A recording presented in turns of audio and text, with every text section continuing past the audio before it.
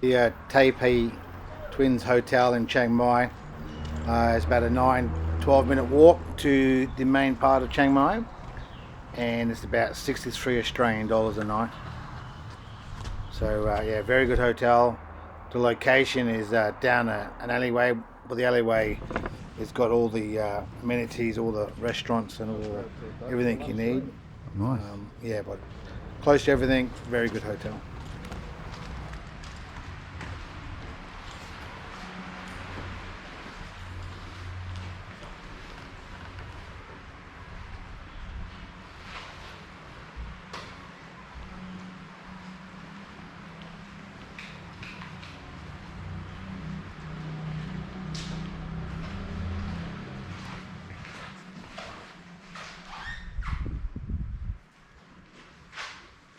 Dining room, breakfast I guess, and dinner.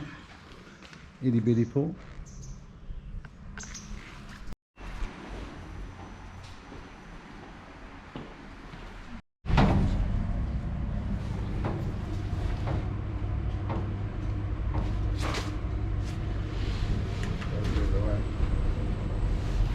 Good luck, Tom.